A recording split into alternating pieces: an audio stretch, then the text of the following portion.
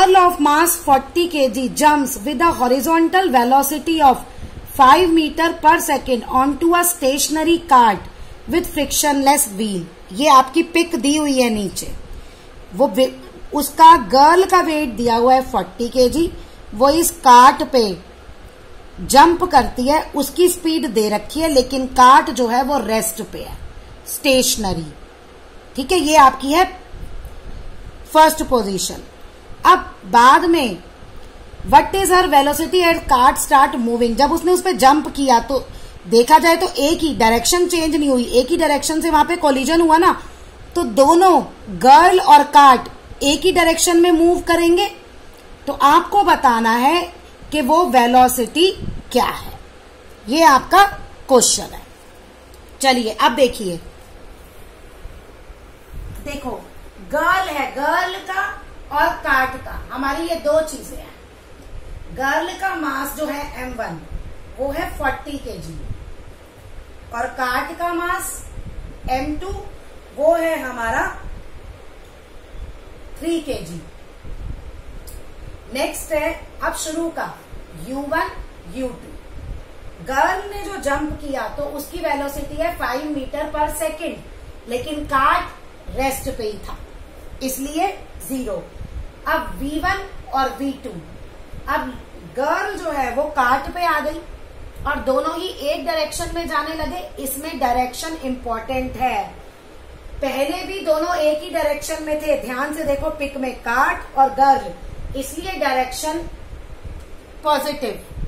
अब बाद में दोनों गर्ल जो है वो कार्ट के ऊपर आ गई, फिर दोनों एक ही डायरेक्शन में जाने लगे और अब दोनों की वेलोसिटी सेम है, इसलिए हम वी लेंगे, लेकिन दोनों की सेम डायरेक्शन है, इसलिए पॉजिटिव साइन।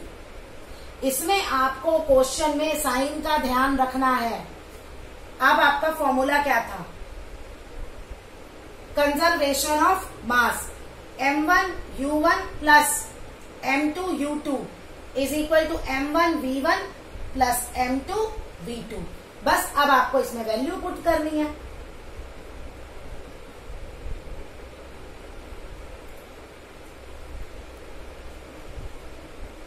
और m1 आपका क्या है 40, ये v, और वो क्या है 3, ये v। अब ये जब आप सॉल्व करोगे, ये आया 45, ये आया 43v, तो v आपका आ गया 45/43। देखो यहां पे ये मिस्टेक हो गई है, ये 45 नहीं होता, दिस इज एक्चुअली 200। मैं वही देख रही थी कि मिस्टेक क्या है, मीटर पर सेकेंड। ये आपका क्वेश्चन सॉल्व हो गया उसी पैटर्न पे जिस पैटर्न पे मैंने तुम्हें पहले भी समझाया है। Opposite teams while trying to hit a hockey ball on the ground collide and immediately become entangled। Pic में देखो दोनों हॉकी प्लेयर हैं, दोनों का आपको मास भी दे रखा है और स्पीड भी दे रखी है। ठीक है, वो दोनों अपोजिट डायरेक्शन से आते हैं तो भिड़ जाते हैं एक दूसरे से। अब उसके बाद देखो नेक्स्ट पिक में वो कैसे गिर रहे हैं, एक ही डायरेक्शन में वो गिर रहे हैं। चलो अब हम अपना कंटिन्यू करते हैं। One has a mass of 50 kg and is moving with the velocity 5 meter per second, while the other has the mass of 55 kg and moving with velocity 6 meter per second towards the first player. In which direction and with what velocity they move together and become entangled?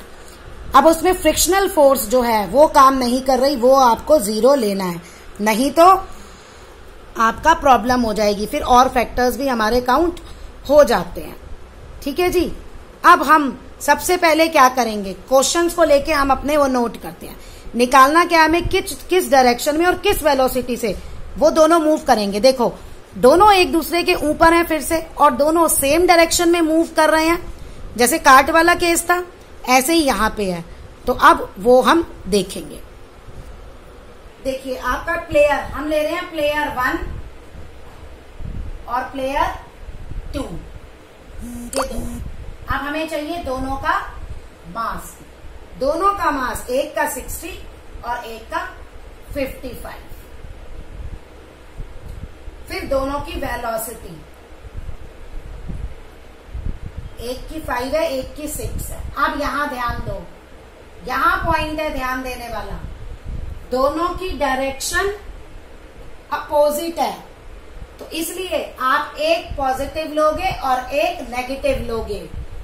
ये मैं बार बार कह चुकी हूं तुम्हें, physics में सिर्फ formula नहीं, जब तुम ये वेरिएबल्स नोट डाउन करते हो इसके पैरामीटर्स, तो देखा करो वो पॉजिटिव है या वो नेगेटिव है, इसमें साइन भी काउंट होता है। ओके, अब दोनों एक इकट्ठे ही एक दूसरे के ऊपर गिरे ना, दोनों सेम ही वेलोसिटी से मूव होंगे, इसलिए v और v। अब फिर से हमारा वही law of conservation of momentum वाला लॉ,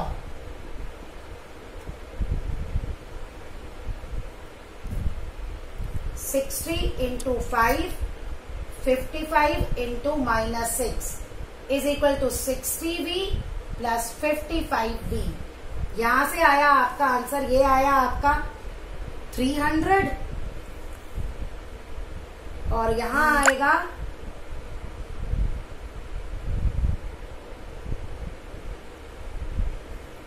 और ये दोनों ऐड होके आ गए 115v, तो ये आया -30 upon 115 is equal to v। जो फाइनल वेलोसिटी है वो आ गई आपकी। अब यहां पे नेगेटिव साइन है, अब ये नेगेटिव साइन क्या इंडिकेट करता है? हमें क्वेश्चन में दो चीजें निकालने को दी थी, एक फाइनल वेलोसिटी और एक डायरेक्शन। फाइनल वेलोसिटी तो हमारी आ गई 30 अपॉन 115, लेकिन अब ये माइनस साइन क्या इंडिकेट करता है? ये किसके साथ है? प्लेयर सेकंड के साथ। तो यानी कि दोनों जिस डायरेक्शन में आपका, देखो बेटा इसमें जो है ना ये नेगेटिव, यानी ये वाला ज्यादा फैक्टर आ रहा है और ये पॉजिटिव है, तो यानी दोनों जो है आप दो तरीके से आंसर लिख सकते हो। बिफोर कोलिजन सेकंड प्लेयर जिस डायरेक्शन में मूव कर रहा था उसमें जाएंगे, या फर्स्ट प्लेयर जिस डायरेक्शन में मूव कर रहा था उसके अपोजिट डायरेक्शन में जाएंगे। और अगर ये पॉजिटिव होता तो हम कहते जिस डायरेक्शन में प्लेयर 1 मूव कर रहा है उस डायरेक्शन में मूव करेंगे। ये सारी बात हो रही है बिफोर कोलिजन, ठीक है।